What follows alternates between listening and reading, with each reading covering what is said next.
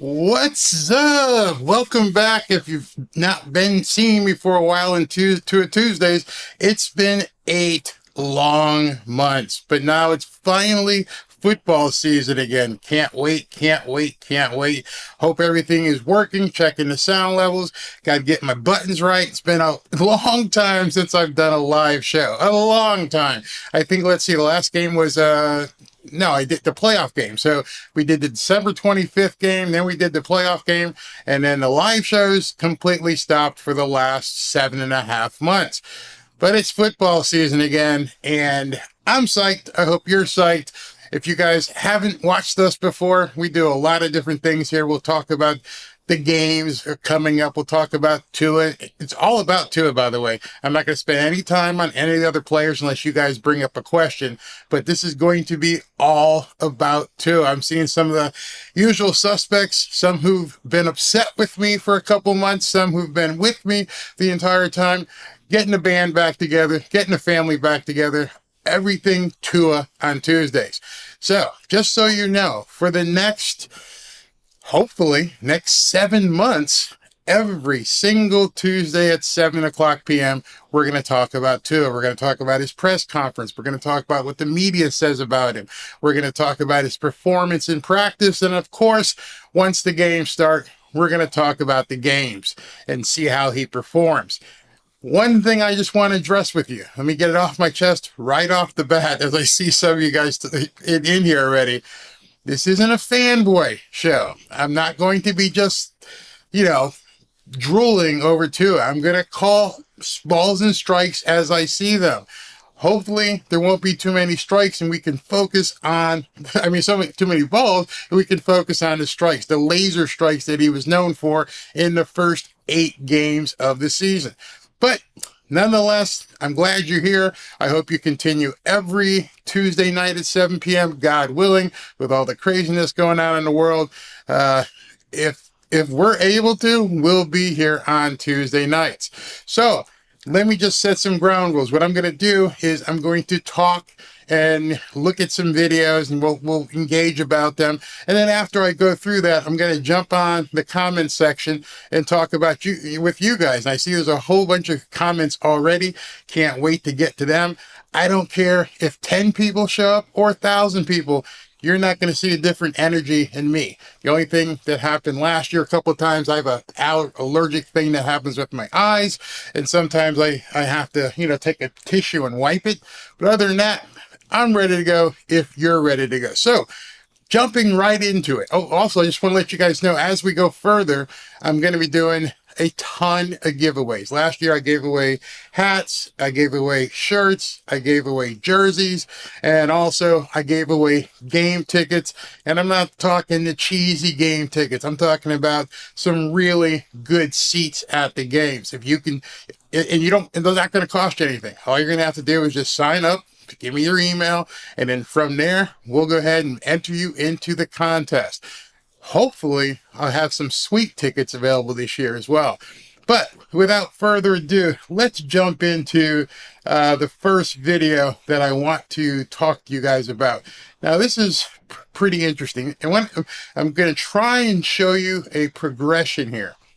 This was Mike McDaniel talking at a press conference a day or so ago, and it leads into something. And let's just watch this and talk about it. You talked about a little bit this offseason. Talked about how much Tua has done to prepare himself. When he got into martial arts, was that his idea? Was it your idea? Was it collaborative? And how did that process sort of play out? So now I love this question.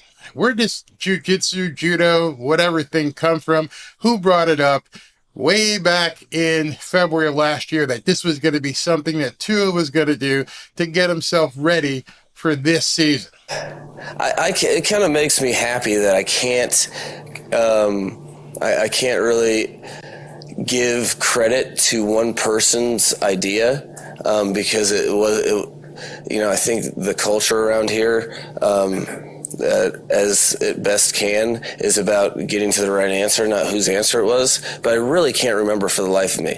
I know that it was an idea that we all came together and spoke about and approached to with, and he immediately was, yeah, I'll check it out, and then got.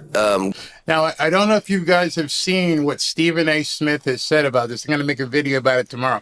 But he completely trashed Mike. I mean, I haven't seen someone go after a coach, a broadcaster go after a coach the way that Stephen A. did in a long time, specifically about this press conference. It's awful. The media immediately put their fangs on Mike McDaniel. It has nothing to do with his coaching ability. They didn't like the way he handled Tua. Great feedback because of, with Coach Paloka and Kyle Johnston and how they, vetted whoever the master of jiu-jitsu would be.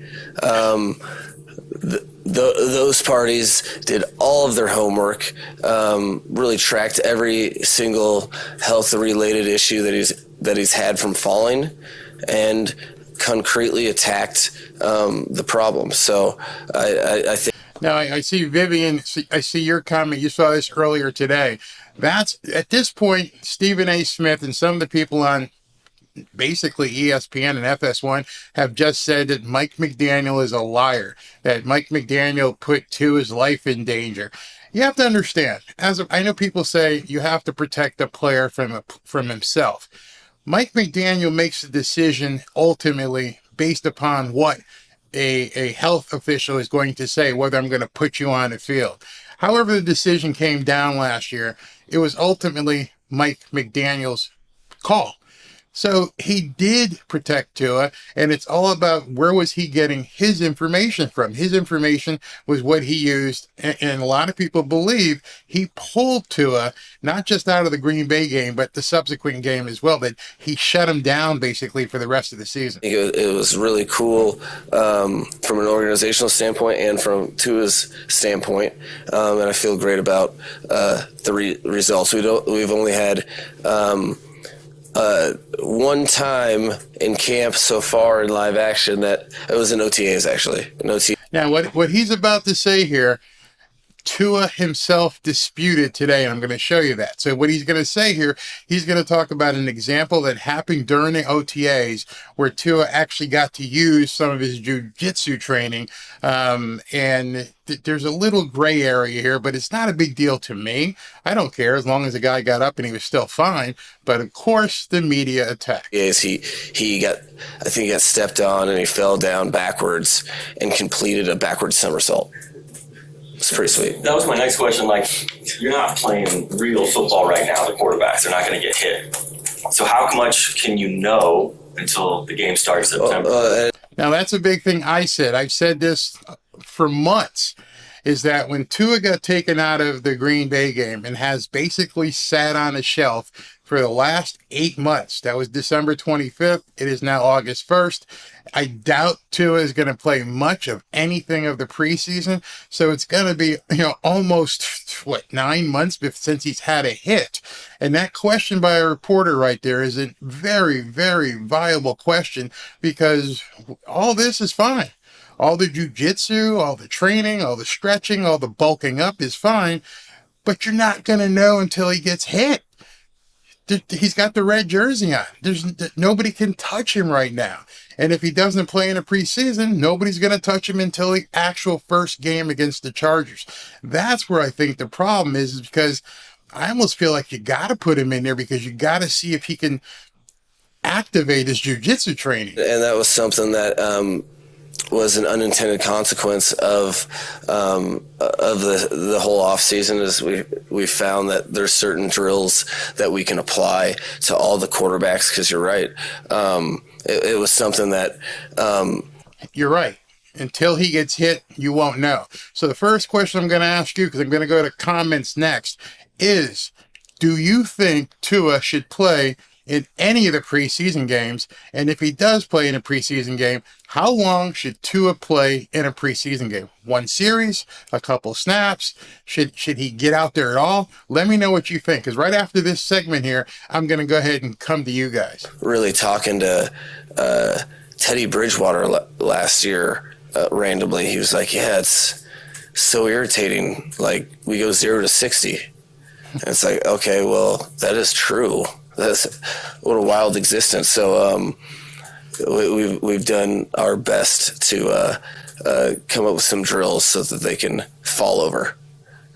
A lot of which is just me pushing them. It's not. All right, opening statement. All right, so Teddy Bridgewater said we go 0 to 60. It actually goes the other way as well. It goes from 60 to 0 very, very quickly. You're running, you're doing everything you can, and then bam, you end up getting just smacked. And so at that point, are we going to see Mike McDaniel risk Tua taking a hit before the regular season starts? Me personally, this is football. This is the game we all signed up to play. We knew the risk going in. We're playing at a very high stakes level at this point, professional football. We've seen Justin Herbert sign that huge $256 million contract. We know Joe Burrow's about to sign one probably for $280. Deshaun Watson, $230. Lamar Jackson, $225, $240. The numbers are insane. Tua is still making just $23 million on his option year. And between Tua understanding that the big bag is waiting, and then Mike McDaniel understanding that bag will never come if he gets hit, this is high stakes poker. This is where you've got to put those chips all in. And as a football player, I'd want to play. You guys remember this? Remember last season when he came back from the Cincinnati concussion and he's playing against Pittsburgh and he takes off on a run. He takes off on a run and he gets, tackled. He didn't get really hit bad, but he runs over to the sidelines and Mike McDaniel Tua said to him after the game, I had to know. I had to know if I could take a hit. So if he was had a concussion against Cincinnati and he had to know within a couple of weeks could he take a hit again, what do you think he's thinking now? Hey man, it's been 8 months. I've been on the shelf since December. I've been doing jiu-jitsu. I've been pumping some iron. What the hell am I going to do? I got to find out if I can take a hit. So now we're going to take some comments. What do you guys think? Should Tua take the field in any of the preseason games? And if so, for how long? So let's see what we got here. Thank you guys for all these. Let's see here. We got Larry Shade. Larry Shade says, Barry, if you look at it, they know what we got, know what we're going to give the NFL season, and you got to see the vibe through camp. Yep, I see the vibe, but that's not what I'm saying. The one vibe you're not seeing, the one vibe that nobody can answer is, can Tua withstand a hit? And I'm not saying that he can't. I'm pretty sure that he can, but mentally, he's got to address that. He has to know as a man, hey man, I know all during camp, I'm looking this way, I'm looking that way. They're calling things a sack if I get touched. Nobody's hitting me. Well, the Bosa boy plays for Los Angeles Chargers. He's not going to tap. He's not going to tap to him on the shoulder.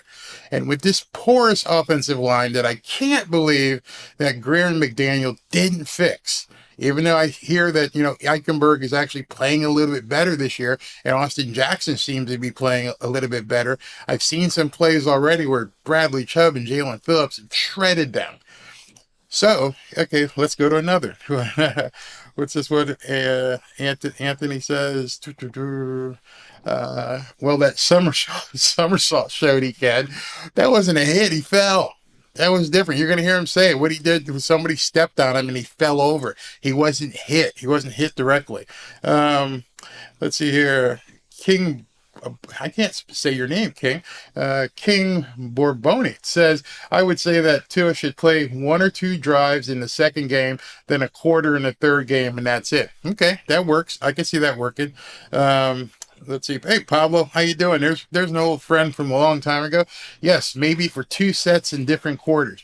Okay, especially got to get that rust off. In addition to knowing whether you need to or can take a hit, remember, he hasn't thrown a pass in live action since December. And sort of like a guy who gets up to bat and you strike out the last couple of times, you can't wait to get back up at bat. And you're going to remember, in addition to the concussions, what happened in the Green Bay game. He threw a crap load of interceptions. So the last thing he put his head on his pillow at the end of this season was, I got concussed and I played like shit and I threw 3 interceptions. Maybe they're all related, but in any event, I got to know the dust is off. I got to know that I can actually play. Let's see. He said someone hit him. No, you're going to hear Tua talk about it in a second. Play. What's Charlie say here? Charlie can barely see your thing. Playing timid means more chances of injury. Jiu-jitsu is not about taking hits. It means get it going with the flow. I remember seeing an injury where my meager level of judo would have saved me. Good point. Larry says, yes, if you see, like Tua said, the ground caused it. Well, the ground's not going anywhere. There's been no defense of the ground.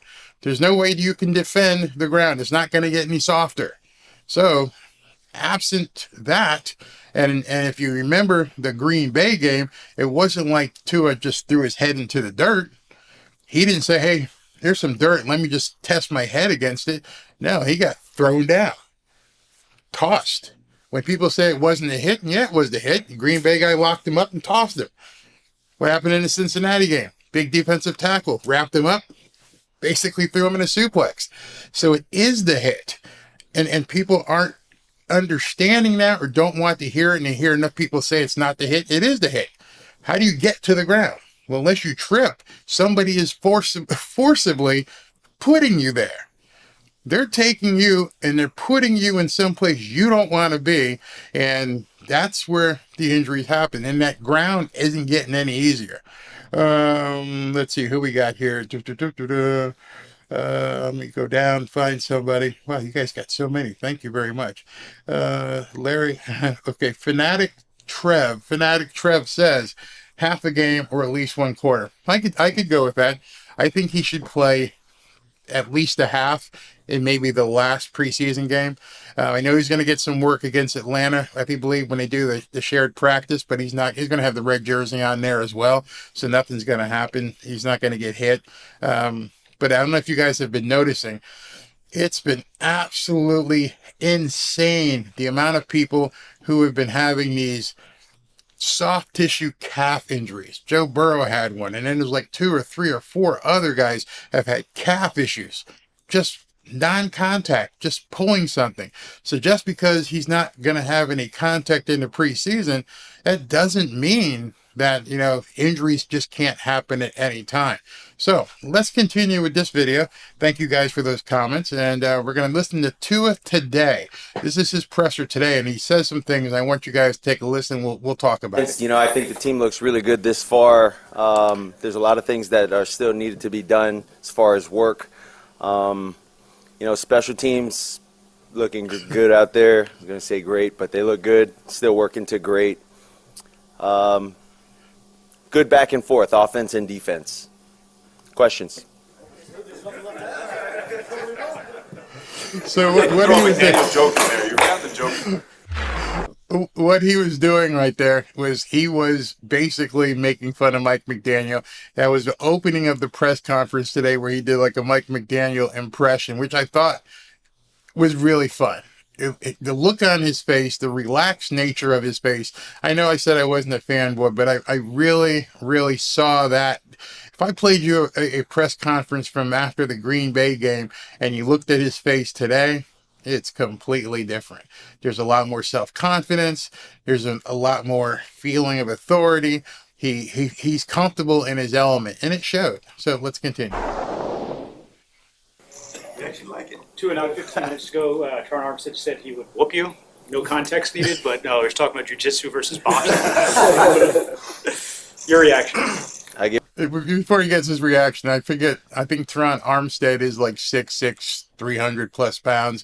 Tua's taking some jiu-jitsu lessons off season. I'm going to put my money on Taron. So in case you didn't hear the question, the reporter said that Taron said he would whoop his ass if they ever got into the ring. He could do his jiu-jitsu and Taron would do his boxing. But, he's a big dude. Give respect to him. I give respect to the OG. That's it.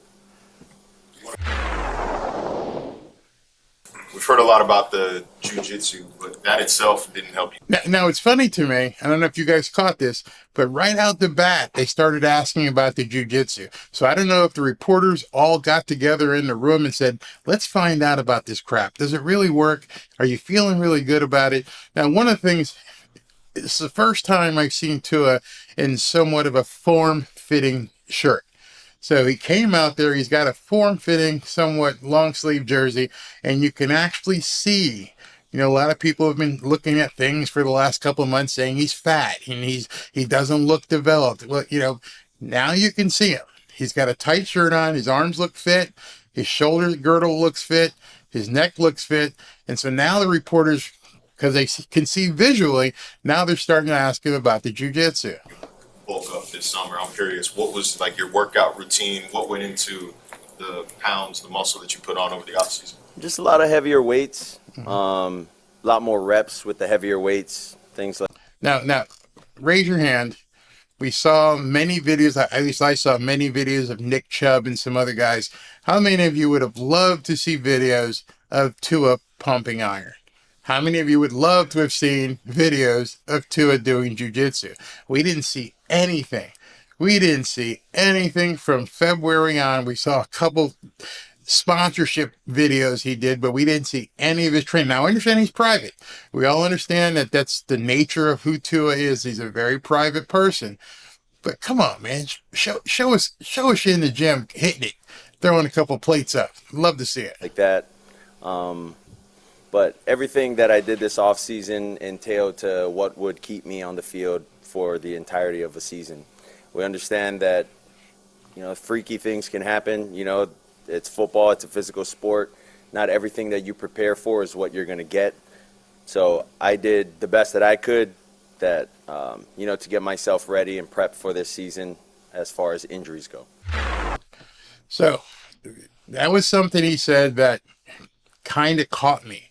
I don't know if you guys heard what he said, but I'll repeat it just so you understand why did I stop it right there. Because it's almost a qualifying statement. Qualifying statement. You said, I did everything I could do to make sure I can play the entire season. He understands, and he's met with his, I won't say mortality, but his playing mortality of realizing I can't control what else happens. And if you remember, there was a press conference a couple days ago when Mike McDaniel was talking about opportunity cost. And I did a video on that, and I realized that we were getting deep into the psychological weeds at that point, talking about opportunity cost and focusing on what needs to be your focus. Your focus is you can only control what you control. Sounds stupid, but it's true. I can't worry about the other shit that happens. I can't worry about Micah Parsons throwing me to the ground. I can't worry about Nick or Joey Bosa hitting me and dropping me down, or Chris Jones in a Kansas City game, or the big guys from Philadelphia. I can't worry. All I can do is work on me. Why? Because the opportunity cost is too high. When Mike explained opportunity cost, which is a long-standing psychological codec, basically, it's like, if you're focusing on this, that's fine. This is the cost. Let me put it this way. I'm doing this video at 7:00 p.m. on a Tuesday. Is there anything else I can do on Tuesday at 7 p.m. that has a better opportunity for me? Because if I'm excluding that opportunity to do this, then I'm making a mistake. I have to have my highest opportunity cost at the thing I was focused on. Getting deep here. So at that point, he has said, I've done everything I can. There's nothing else I can do. I am as ready as I can possibly be because I took care of me. I can't take care of the people coming through the offensive line. I can't take care of a blitzing safety. I can't take care of loose turf. I can only take care of me, which I thought was a fantastic answer. Let's see here. All right. There we go. Boop, boop, boop. On the field so far with the jiu-jitsu. Coach mentioned a backflip during OTAs, stuff like that. So here he's going to explain. He's saying Mike McDaniel in that previous clip, that's why I wanted to play it, and he said that he did a backflip, and Tua is going to really define, nah, I'm not a gymnast, okay? Like, what do you foresee this doing for you in games? Yeah, so let me give you context. I did not backflip. No, did not backflip. I got hit from someone in the front of me. I have no idea who it was, but I sort of hit a little somersault going backwards, and I flipped backwards. No backflips over here, though. But I think to that, it was cool to see, because now, in a weird way, it's like the quarterback room cheers when we start to do that. I don't know if that's a good thing or a bad thing that we're doing jiu-jitsu falls. But it's hard to gauge that, because that was the first time I've done it. And it's hard to gauge it because these guys on the opposite side of the ball got to stay away from the quarterback, and no one can really touch me. So, and that's the thing I wanted to make sure everybody heard. He knows in his mind, you can't touch me. That's the problem I have with the preseason, because he has a mindset, nothing's going to happen to me during preseason. You can't touch me. The coaches told you, don't touch Tua. I got the bright red jersey on. I am fine. I am comfortable. That mindset will change in 4 weeks, 5 weeks. It will completely change, because at that point, every single guy on the other side of the line of scrimmage is going to try and hit you and try to separate you from the ball and to test you. So that comfort level right now, I think, is, I wouldn't say destructive, but that's why I think he has to play in a preseason game, because even he knows I can't get touched. the only time you can really put that to use is in a real live situation game. So if the only time you can put your jiu-jitsu into practice is in a live game, then you got to put him in a live game. That's what I was leading up to, because at this point right now, he hasn't been touched. He won't be touched. He knows he won't be touched.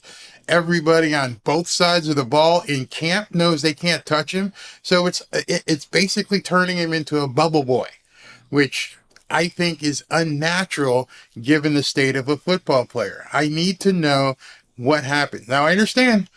I'm not saying at all that they should. I know Chris Greer and Mike McDaniel would lose their jobs if they opened up Tua to that kind of injury. And during that kind of injury, he was not able to play for the opening of the season or a few games because you took a shot during preseason. But just so everybody watching this video knows, first game against the Chargers is the first time they're going to be facing live ammo. Nobody's going to know what will happen. He's going to address having muscle memory, which you can't develop the way he took jiu-jitsu in the offseason. He tried to learn some things, but it doesn't become muscle memory because you're not facing a live opponent. That's scary. It's something we have to live with, but it is what it is. So let's look at some. Hey, Vipey, wow, you guys are in here. Let me look at some more. Face fuchsia white eyes. Yeah. He's better. Let's see here. He's better off going forward. Yeah, that's true. Vivian, your thing here, and you're saying that there's no quarterback that gets hit in practice. That's not really true. Let me tell you why. Thursday night is the Hall of Fame game. And Thursday night, the Browns are playing the New York Jets. Now, obviously, they're not putting Aaron Rodgers on the field, but Zach Wilson is going to be playing in that game. And they're probably going to have their third string quarterback, whoever that is, playing as well, but they're not putting Aaron Rodgers out there yet. So quarterbacks do engage in live games. Obviously, when Miami plays, they're going to have to put Skyler and Mike White out there. They're going to have to see what those guys are about. So they're going to, in a practice game, a preseason game, those guys are going to definitely see some action. Mike Jeff says it's a very tough game. I don't really know. Yeah. So here's a good question. Hey, so should Joe Burrow be considered injury prone? Well, from what I understand, he hasn't gone through a preseason yet. He just shows up and plays a game, and he has indeed incurred a number of injuries. So if we're going to put that moniker on anybody, yeah, he's injury prone. He is prone to having injuries. Absolutely. I just answered your question, so I don't know if that was what you're looking for, but for sure.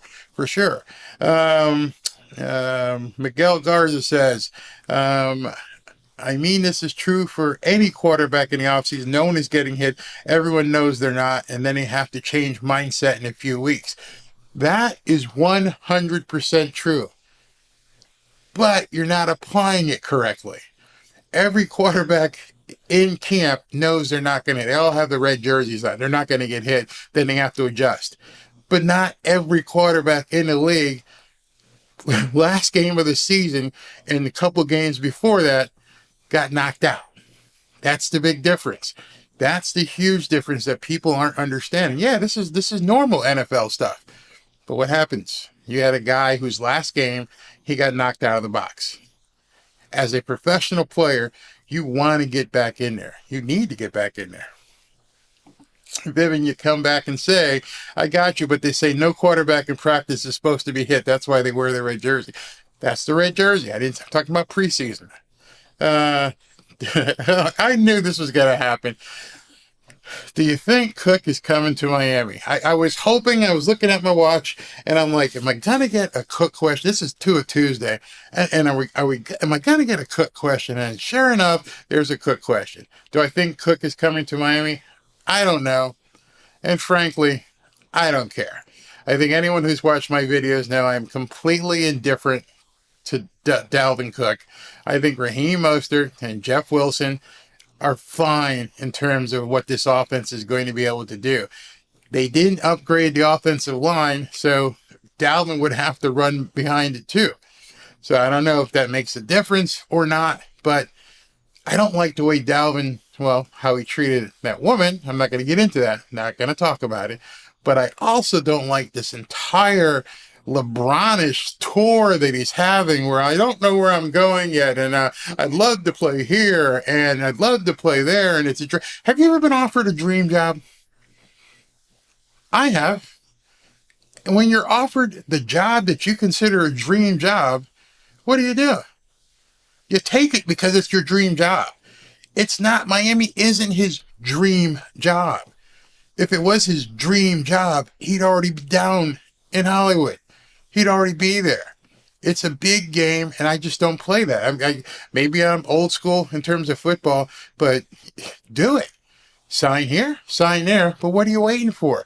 You're trying to use people and play people off. You're playing poker. Hey, listen, they offered me 7. Can you come up? And I love Chris Greer to just say, lose my friggin' number. If you want to play here, here's the offer. Other than that, lose my number. Now, I doubt that kind of conversation would be had. I don't know if Chris Greer has it in him, but that's what I say. X, here's how much I'm going to pay you. If you don't want it, lose my number. Go sign with New England, the Jets, the Cowboys, or wherever.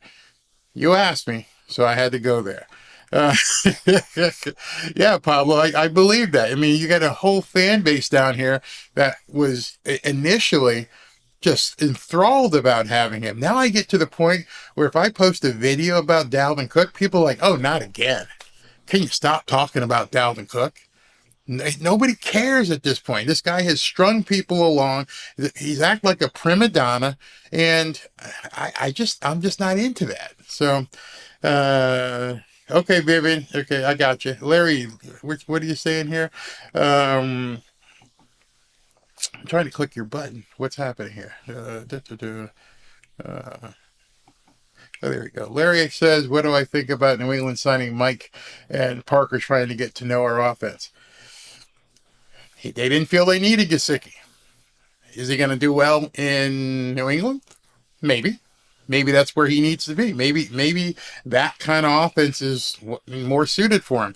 But then I don't know why you got Durham Smythe, and we saw a video today or yesterday of Tua throwing passes to Durham Smythe. That could have easily been Gesicki, but for some reason they didn't feel he fit. So we're getting off the Tua. This is Tua Tuesday.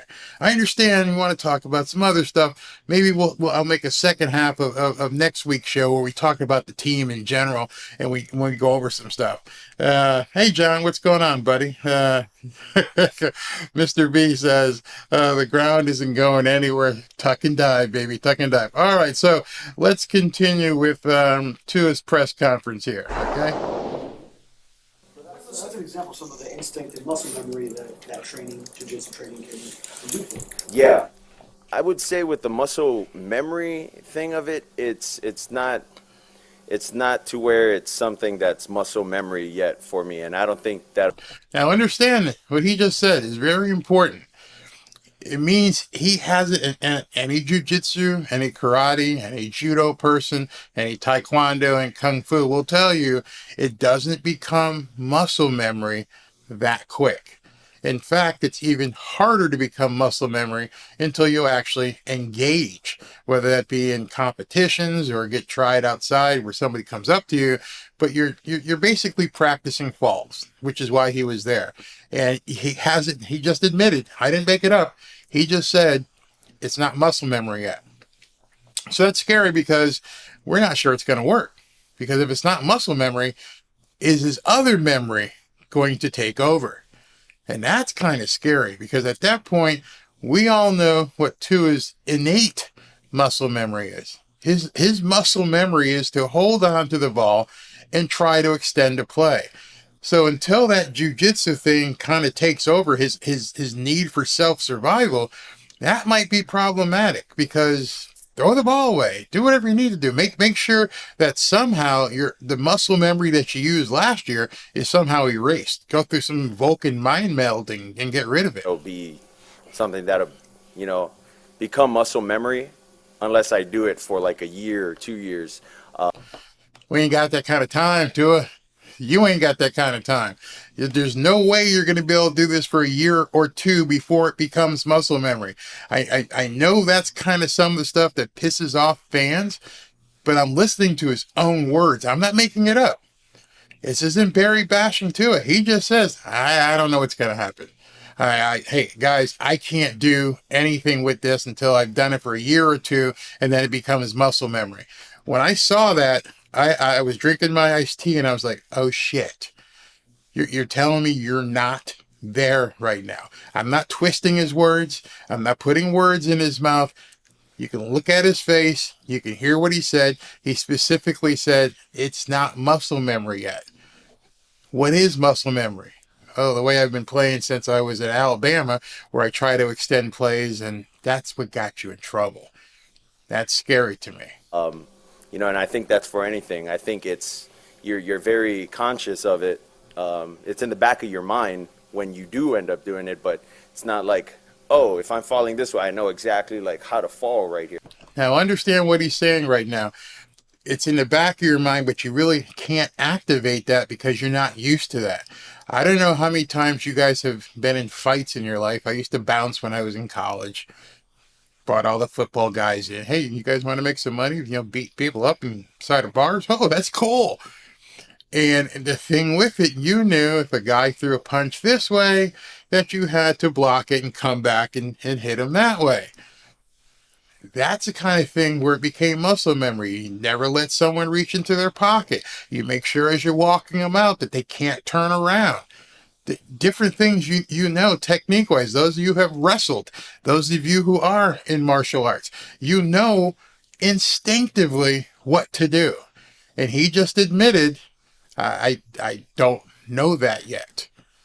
Not me. I didn't make it up. Don't get pissed at me. I told you I'm calling balls and strikes. You just heard him say, I don't know what's going to happen. I don't know if I can trigger that muscle memory in that instant. Because in that instant, like Teddy Bridgewater said to Mike McDaniel that I played you earlier, and he said we go 0 to 60, and then they go 60 to 0 when somebody hits them. You don't have that time. You got 2.2 seconds to throw the ball. 2.2. That's what his average toss was last year. 2.3, maybe 2.4. Yeah, you're getting to the point where someone's going to get on your ass. So you got 2.2 seconds to find a target, throw the ball, and hope that your offensive line held these guys out there. What happens if you don't have that 2.2, 2.3, 2.5 seconds? At that point in your muscle memory, it's like 1,000, 2,000. Oh, I'm in trouble. Whether or not you know the guy's there, you know you're in trouble. He just said, I don't have that in regards to jiu-jitsu. Unless I'm actually thinking of doing it that way. So just got to continue to work on it, practice it. I just have to continue to work on it and practice it. So when is he going to be taking jiu-jitsu for the next 6 or 7 months? He's kind of busy. It's kind of busy Monday through Sunday, every single day during the season. Maybe after meetings, after film sessions, I can go out and do some tumbles. But what's going to happen at this point? So the question to you guys is, did that bother you? That's Pablo, that's so mean. If you don't give 2 to 3 seconds, get in the fetal. Oh, sometimes you guys can be brutal. Absolutely brutal. Captain Swole, what's happened, buddy? I watched that quarterback series on Netflix, and those pass rushers hit hard and fast. Micah Parsons at game speed is... Have you seen how big Micah Parsons is? Micah Parsons is probably close to as fast, maybe not quite as Tyreek, but he also happens to weigh 250. 6'4", 250 pounds coming at you off the edge full speed when we've got shitty offensive linemen. He's not going to say, hey, do you know how you're going to react here? Because I'm coming. I know what I'm going to do. If you've seen that quarterback series and you see some of these things in full speed up close, it's frightening. Absolutely frightening. Joe, you're absolutely right here. No offensive line upgrade or star running back. They did nothing for Tua. Nothing. They sent him to go take some jiu-jitsu classes. Okay, so you guys go out and spend some money on an offensive line? No, we didn't do that. Well, that would give me some security, wouldn't it? Yeah, but, we're hoping to maybe sign Dalvin Cook, and we might sign this person. But what about those horses up front? Can I have the type of line that Jalen Hurts has? Can I have the type of line that Patrick Mahomes has? No, it's not in the cards. We can't find anybody. Yeah, you could. Mike McGlinchey was on the market. You chose not to spend the money. There are a whole bunch of guys. Every single week we're going, oh no, another offensive lineman got signed and the Dolphins didn't give him an offer. We're hoping that Austin Jackson and Kendall Lamb and Robert Hunt are going to be able to improve enough to protect the quarterback. Scary. Yeah, let's see. What's Mark say? Click the button here, Ferris. Just apply it the best way you can. Protect yourself by throwing it away. That's it. Somewhere in your mental clock, you got to say 1,000, 2, 1,000, and then throw it to the cheerleader. Just be done with it. If you try to extend it, you are purposely and intentionally putting yourself in danger. You don't know who's coming from what side, how fast they're closing in on you. And I don't want to say the word bounty because that's just, I don't think anybody has it in their mind that they need to put Tua out. But on the same token, they're not going to go, oops, I'm not going to hit him as hard because I know he might get hurt. That ain't going to happen. Nobody's pulling up and saying, oops, that's Tua. Let me slow down and just wrap him up. Not going to happen. So I don't think there's going to be bounties, but at the same token, you're not going to tell Chris Jones. You're not going to tell Jalen Carter. You're not going to tell the Bosa guy. It ain't Michael Park. It ain't going to happen. And we did nothing to help this guy. Nothing. Mike Jeff says, give him something to focus on, but when under pressure, try not going back, try going forward into the tackle. Yeah. If you've ever seen videos of Tom Brady just goes down. I don't need to take this hit. I'm going down. Tua, the muscle memory he has is what is scary. His mind is extend the play, move in the pocket, see what I can do. And he has to understand, hey, man, if I'm his wife, Anna, I'm talking to Tua and say, Tua, you're going to sign a $260 million contract come this time next year. $260 million. You need to make sure and understand this. You don't have to win that much. When I say that, in order for him to get paid, if they get into the playoffs, he's going to get paid. So just throw the ball away. But anyway, that's where we are with that. So just wanted you to hear that and hear from a different perspectives, because sometimes when people are listening to these press conferences live, they're not really hearing everything in terms of having things explained. So let's continue. Talking about staying healthy for the course of the season, your helmet looks a little bit different this year. Was that designed or whatnot, or did it come from what happened last year with the concussions? Was that part of it, or? Yeah, definitely took into consideration the helmets, and you know, it was like a percentage better than the helmet that I had. So you know, everything matters, and so I'm going to play that percentage. So if you look at it last year, it wasn't anyone really hitting my head. It was really just the ground. So So do you plan on wearing that helmet in the racing just to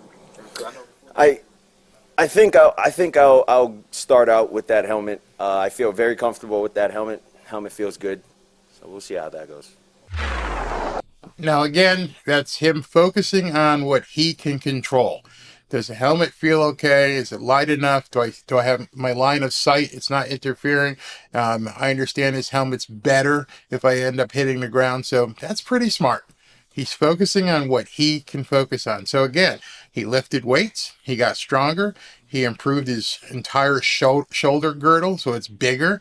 And he's doing some jiu-jitsu, and he's using a better helmet. So he's doing and focusing on those things that he can control. Are you one who needs preseason work? You haven't obviously played since December. Is that something you're looking forward to, or you think maybe it's best to just wait for the regular season? Now, see, this is I don't know what happened, but the reporters today asked some really good questions. I don't know, like I said, if they got together, but I'm like, wow, here comes another good question. Dude, what do you think about you being rusty? That's basically what he just said. Do you feel rusty? You think you're going to be able to do anything? Here's Tua's answer. I think whatever work we need, you know, as an offense, whatever Mike thinks we need, I'm for it. Whether I play in all the preseason games, I play in none, I play in one, doesn't matter. That's a player. That is a mindset I want. That's confidence. Remember, I made some videos and I said he wasn't coming across as a leader, and people screamed at me. That's a leader. That's somebody saying, whatever I need to do, let's do. I'm not in control of that decision. That's ultimately Mike's call. But as a player, I want to go for it. I want to play. I wanted to hear that for 7 months. I wanted to hear him say, I'm ready to go. I'm there. I am ready to go. I want to test this stuff out. I want the keys to the car. I want to take it around the track. I want to see what we can do. But ultimately, it's the pit crew's boss. The pit boss, Mike McDaniel, who's going to decide that. So that's where we are so far. I'm going to take a quick break here because I got to pay the bills with a new sponsor. So that's Kona beer. If you guys haven't tasted anything about Kona beer, it's really, really good. I almost think of it a little bit like Blue Moon. It's got that taste. If you like it, grab some. Grab some and say, I sent you. Well, no, they wouldn't care if I sent you. But anyway, get some Kona beer. You might like it. So let's continue with let's take some things here. Okay. He says, great point by Angel. What's Angel say here? Angel says, hey, Mahomes got that big ass helmet after his concussion and he's been fine. Yep. He's been wearing that huge kazoo helmet. I like to call them those huge kazoo helmets, and he's been fine. Absolutely. He's a little bit faster, but yeah. Barry, that's the chip. What do you mean by that's the chip? I'm not really sure. Mark Phillips, good point here. Protect Tua by running the ball more. Mike McDaniel has already admitted that was his problem. He didn't call enough runs. It wasn't Raheem Mostert's problem. It wasn't Jeff Wilson's problem. From what I understand, you guys read the stats. They were at 4.8, 4.9 yards per carry. Can't do much better than that, even with this offensive line.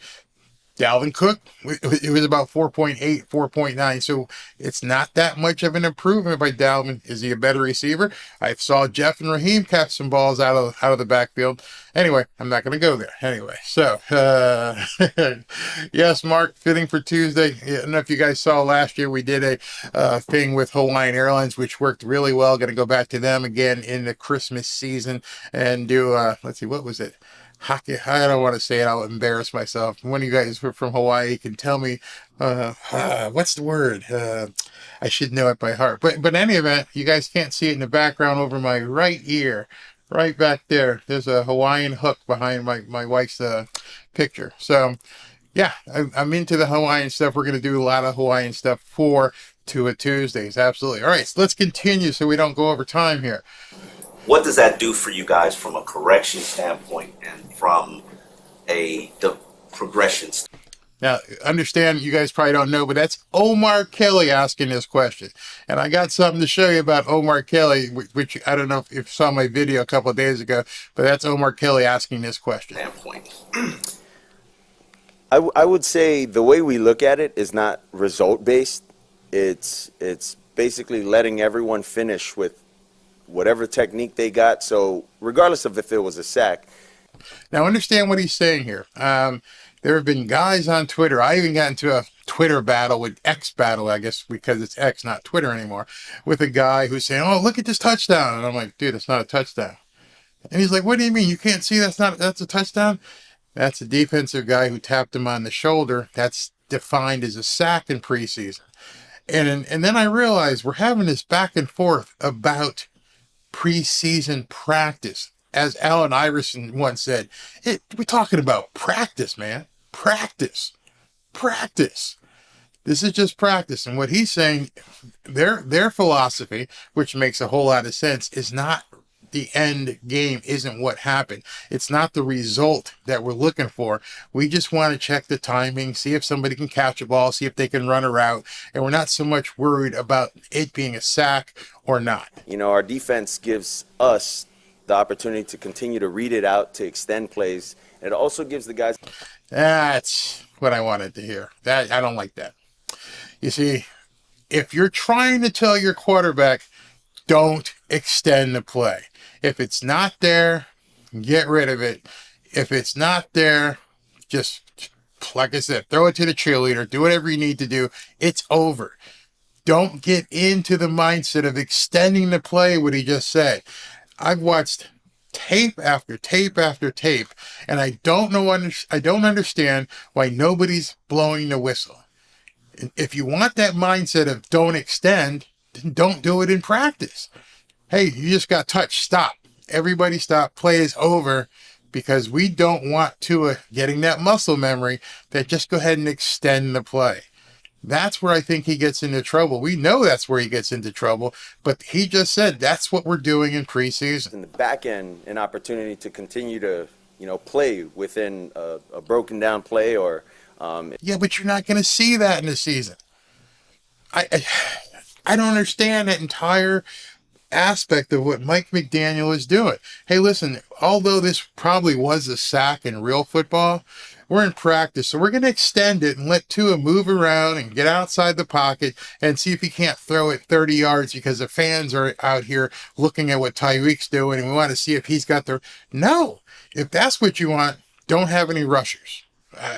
But if you're trying to simulate gameplay, what the hell are you doing telling this kid to extend the play?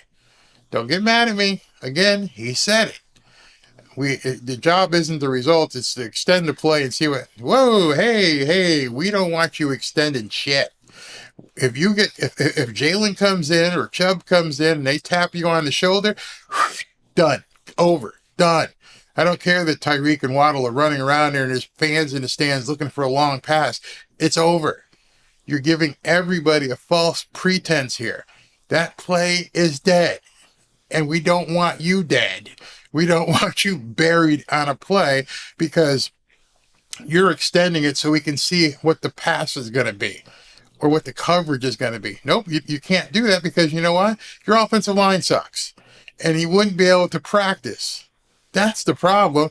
These guys are getting destroyed by Jalen Phillips and Bradley Chubb. They have to pull them off the field because otherwise there wouldn't be any practice. Think I'm wrong? Go look at some of the plays some of these people have been posting and look who's actually on the field. They pull Jalen and they pull Chubb so that they can get passes off. I'm looking at these two guys on the sideline. I'm like, this isn't real. The two best guys are sitting here, holding hands and talking and playing around. And you got some scrubs out there and you have to extend the play for them. Think about that. If, quarterback escapes the pocket, No. Here, when I don't know if you guys look at press conferences like I do, but when I heard that, I was like literally screaming, no. We don't want you trying to escape the pocket.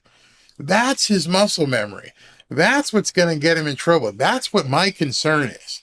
You guys have to understand.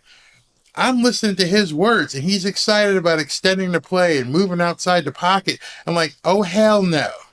You didn't learn from last year. Mike McDaniel didn't learn from last year. If you're going to allow Tua to extend the play and move around out there, Tom Brady, Hall of Famer, doesn't do that.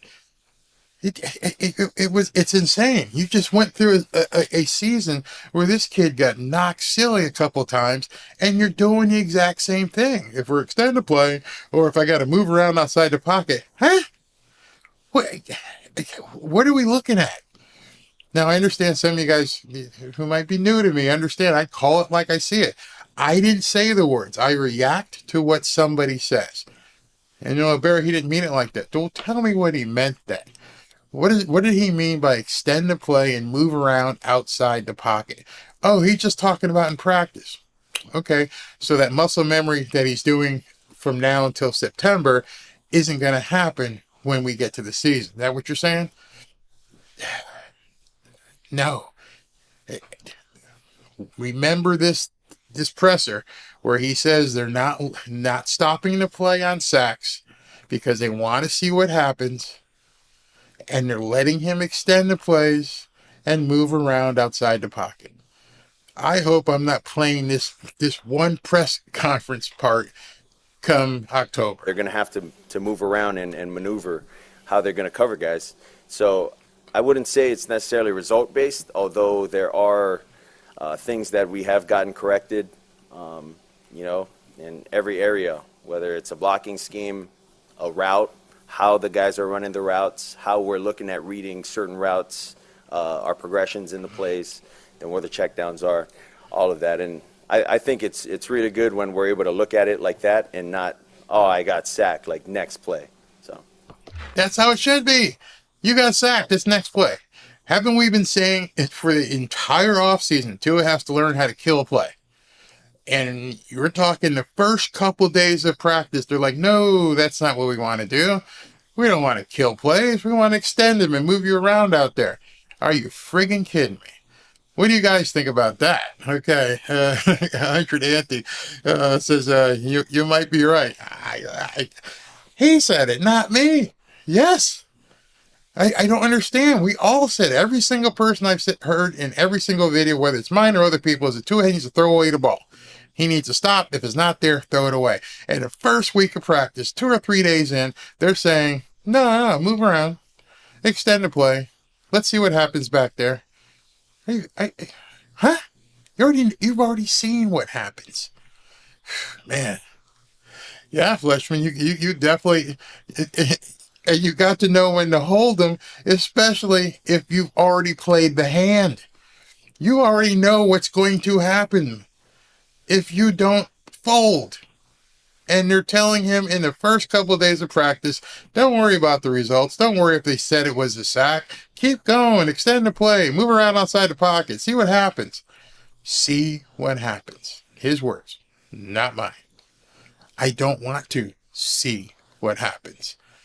I want him to make a play, and if it's not there, make friends with the ball boy or the cheerleader and just pick him out and toss the ball. You got to save this kid. Let's see here. Mark Phillips says, Nick Saban begged Tua to throw it away. He didn't listen. Nope, he didn't listen then. Didn't throw it away. The Mississippi State injury, when he blew out his hip, he was running and running and running and trying to extend the play when that would have never happened. Well, two things would have never happened. If Nick Saban had pulled him out of the game, he wouldn't have been in that position. And if he had just said, you know what, this isn't going to work, let's just throw it away. Nick Saban said that years ago. And they just said it again in practice, and I was insane.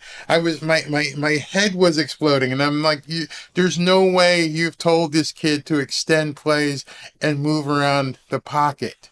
Please tell me you didn't say that to him, but you did. John Kidd, I like turtles. I'm not even gonna ask what you mean by that. I like turtles. Hey, Angel says some QBs are Marino, some are Greasy. Greasy managed the game, move the ball. All you need is 10 yards to convert and control the clock. Our defense needs to do better. Absolutely. And you have to know that you have that defense behind you. See, that's the other part of Tua being able to manage the play and manage the game like Greasy and some of these other guys is, hey, listen, we ran 3 plays. They didn't work. We're going to punt. We're going to be okay because we got Vic Fangio's defense coming up. Vic's going to make sure we get the ball back. He didn't have that with Boyer. Didn't have that kind of confidence that I'm not going to have to come back from 28 points down like Baltimore. If you trust in this defense, if Fangio is the guy everybody says he is, then let him take care of it. Hey, Tua, you didn't make a first down this time. We got you.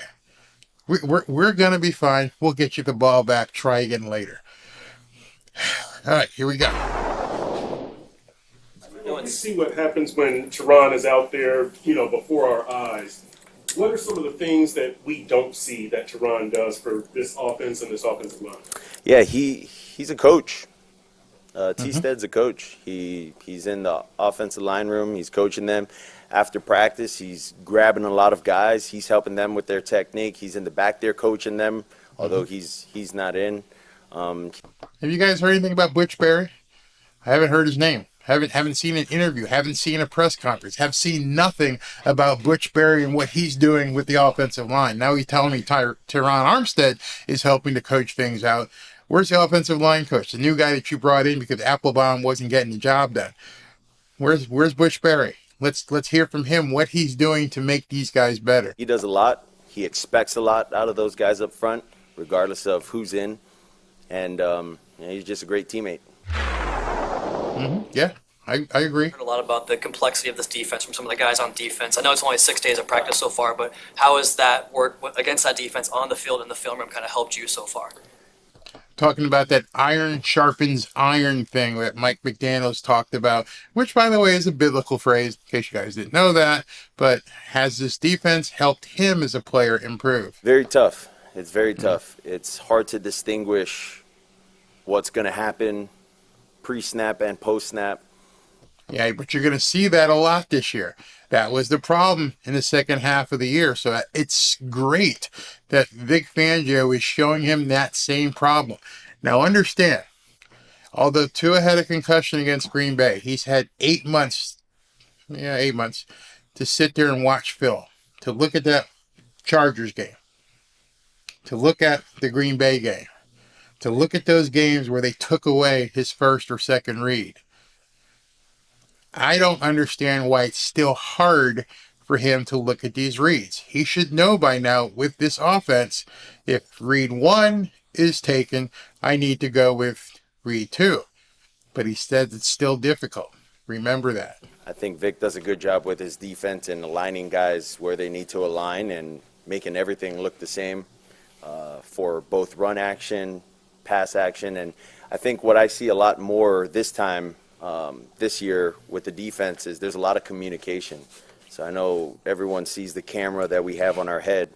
When we watch it, we get to see when we're motioning guys, there's a lot of communication going on in the back end and up front. It's a lot more than what I've seen past couple years. Okay. Now understand what he just said there. This is where some of the Tua fans are going to get pissed off at me. I knew this part was coming, and I went like, okay, so what do I do here? How do I address this? How do I say this without people getting pissed off? His own words, just said, I'm not used to seeing all those communications back and forth. What I want you to know is that every NFL team has a film room. Every NFL team, you can go back and look at every single game film. I've done videos about what the Chargers did. Done a video on what Green Bay did. I've done breakdowns. I can see the defense making calls and moving around. I can see the Chargers, who ran Fangio's defense, moving people around and making calls. How did he not see that last year? I'm not going to answer that. I just want you to answer that. If any of you can go back and look at those games, don't believe me, go ahead and pull up the Chargers game. Go ahead and pull up the San Francisco game. Go ahead and pull up the Green Bay game. And you're going to see guys looking and jumping around and moving and doing all kinds of stuff. What was Tua looking at? If he's never seen it before, his words, not mine, his words, I've never seen that before. What were you looking at when you came to the line of scrimmage? What did you have on your mind where you didn't see these guys moving around and running around? I don't know. I can't answer that. But he just said, I hadn't seen it before. Very weird. Tough is it to live to see another play? Just throw a ball. Perfect question. What we've been talking about for the last 15 minutes. How tough is it to just throw the ball away? Live to see another day was actually what the reporter said. How tough is it to live to see another day? Hold on to your hats. All the way if it ain't there. How tough is that? Because you like to extend plays. Yeah, it's always tough to live to see another play. It's always tough. We want to do good. We all want to have the big play. We want to get the ball completed to the right guys, the open guys. But that's tough. It's just tough.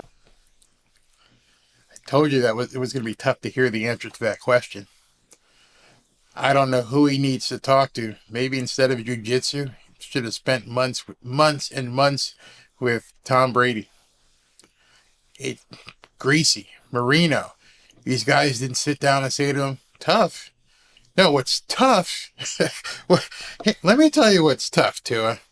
What's tough is watching you get carted off the field. What's tough is your wife seeing you get carted off the field. What's tough is having to have you not there for a few games. What's tough is not knowing if you're going to be available for X or Y game. That's tough. Throwing the ball away? It's not tough. It should never be tough. You are going into your 5th year. You stand to make $250+ million. That would be the easiest friggin' decision I've ever made. Hey guys, I'm sorry, but I had to air it out because I'm not going to take the hit. I'm going to throw the ball away. That, what you just heard, is the scariest part of this press conference. And I'm sure some of you might not be here next week because I pointed it out. I'm one of the few guys that you're going to hear point this kind of shit out. His words, not mine. Didn't make him up, not misconstruing. He said it's tough. It's tough not extending the play. It's tough not throwing the ball away. Are you freaking kidding me? Dude, you got your noggin bounced around 3 or 4 times, depending on who you listen to.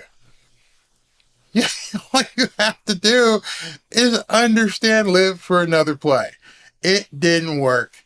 Take the incompletion and wait for the next play. You got a genius offensive coordinator / head coach, right? Yes, we all believe that. They don't need you to go out there and make magic on every single play. Don't need it. But you just heard him say, yeah, it's tough. I can't do it. It's very tough on me to just throw the ball away. I don't know how else to explain that. I don't know how else to explain that. I don't know how else to understand that you can't do that. You've got an entire nation of fans. You've got an entire nation of Tua stans, people who just bleed for you. You have an entire nation of football fans who are behind you and support you. and you're telling us all, looking us right in the camera and go, yeah, not extending plays and throwing the ball away, that's tough. My gosh. So I told you I try to tell it as it is, and some people get pissed off at me. So what do you guys got to say about that? You just heard it. Yeah, me neither, Barry. I don't get it. I with everything else in store for him. Let's see what here. Undercover Indy says, I want to see runs, passes are luxury made possible of running the ball, soften up the defense, and attack down the field. Yeah. Batman Pop. Great thing. The jiu-jitsu training was for nothing. Here we go again. Just in the hour we've been here, you heard him say, I don't have the muscle memory learned yet from jiu-jitsu. I like to extend plays. Mike McDaniel tells me in practice, don't worry about being sacked. Keep running around back there. Reporter asks him point blank, are you ready to live for another play and throw the ball away? Yeah, it's tough. Yeah, Mark Phillips says, yes, at least he's honest. Yeah, absolutely. Stewart says, that's an ego thing. You're right. I mean, Nick, as the other guy said, Nick Saban said it all the way back in college. This is going to be, or let me rephrase that, potentially, this could be a problem. This could be a problem. He hasn't learned, and Mike McDaniel hasn't told him, Dan Marino hasn't told him, get rid of the damn ball. It's not hard. It's not hard. We would rather lose the game than lose you. It's that simple. It really is that simple. But he doesn't take it. Manny says, let's say Tua plays all 17 games. What would be an acceptable season record to you? A lot of people are stuck on records. I'm not stuck on records. I'm stuck on playoff wins. I want to see them. I don't think they necessarily have to win the AFC East to be considered successful. I think they need to make a deep run. I like to see them get into the AFC Championship. I don't care what their record is. I don't care if they're 9-8 and they get into the playoffs and take it to the AFC Championship. Doesn't matter to me. It's the end of the season that matters. I don't care about stats. I don't care if he throws for 300, 400 yards every single game. Doesn't matter. What matters is what happens in December, January, and hopefully February. So we're going late, so I'm going to have to move forward here pretty quick. Let's see what else we got. Chemistry with Tyreek, have you seen a little bit of an improvement this so far in training camp as compared to last year? Obviously, the chemistry was really good last year, too. Yeah, I would say my chemistry with Tyreek, my chemistry with Jalen, my chemistry with everyone on the field, it's continuing to be a work in progress. You get comfortable at one point, but you got to continue to work at it, with their route depths, with where I'm expecting them to be, with where they're thinking. That's the only thing I didn't like with that answer. Never expect them to be there because the defense may take that away. But other than that camaraderie that he's establishing with these guys, perfect, fantastic as a captain. They should be. Things like that, but yeah. It's something. All right, so I was going to go into this video. We've already gone hour and 15 minutes. I'll save that stuff for next time. But that's what we do here on Tua Tuesdays. I hope you guys enjoy this kind of stuff. I'm going to take some more comments here and see what you guys. Oh God, look at this comment here. Oh God. Mr. B says, Tua, give me a break. I just spent $600 on the December Jets game. Well, I mean, have fun. Hopefully he's there. Mr. Incognito, I remembered you from last year. He probably got away with it in Hawaii, but in the NFL, nope. My boy's got to change, man. Got to change somehow. Good question here, John. Is this a Polynesian warrior mentality? Samoans are very, very strong culture. The guys, my wife lived in Hawaii. That's where she got the hook and stuff. And, people say Samoan warriors. They're bred to be men of men, manly men. Maybe, but at some point, that culture and the culture that he's talking about, at some point you have to understand what position you're in. You're the captain of an NFL football team, and you're looking to make $260 million if you just learn to play. There's no further incentive other than the fact that you want to make sure you're healthy for your kids. They have one boy right now, and his wife is pregnant again. So, if you don't want to think about the money, think about your family. Now understand, $23 million, people can live on that for quite a long time, but it's not 260. It's not 260 with probably 190 guaranteed. I want to get to that finish line. If I'm Tua, I want to get to that finish line to sign $180 million guaranteed. Then maybe I can take some chances because I'm paid.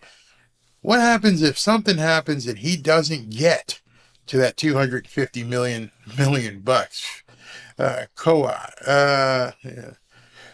Vivian, see what you're seeing here. Any guys watch him in training camp? He's been throwing the ball away. It's misleading what you're not seeing. And a lot of these guys on Twitter don't see it. The defensive guys are touching him, and he's being allowed to do different things. That's where the scary part comes in. You have to look and see, really focus. Instead of looking at where the big, long pass is going, look and see what happens in the backfield. All they've got to do is swat him. If they just touch him, he's supposedly down. There was somebody who said, oh, listen, he just threw a touchdown. No, he didn't. He threw the ball 2 yards to I think it was a Smythe, and he took off into the end zone. But what people didn't look at was that there was the linebackers right there, and he just touched the guy. They're not going to take the hit.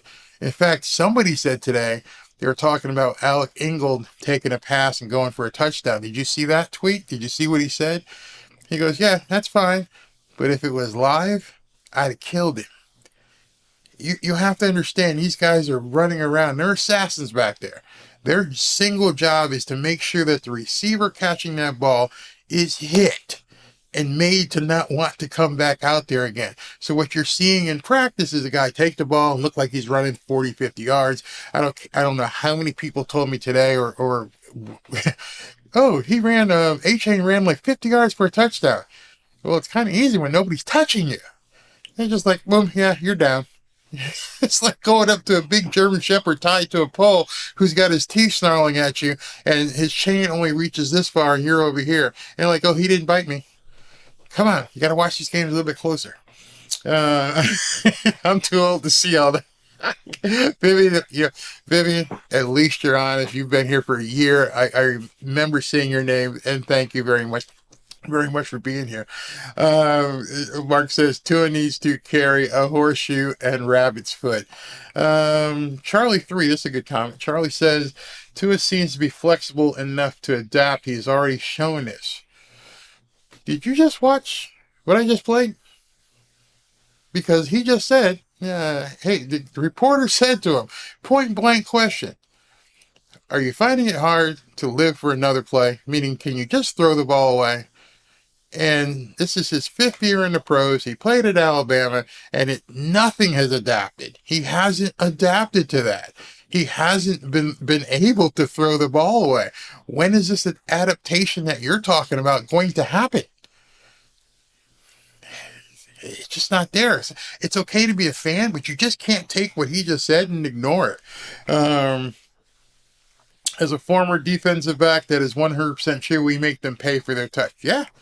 If you look at some of these catches in preseason and you watch the defensive back lay off, because the next thing that defensive back was going to do was stick a helmet or a shoulder in your ribs and see if you could hold on to the ball. If you get to the regular season, they're not just going to let you catch it.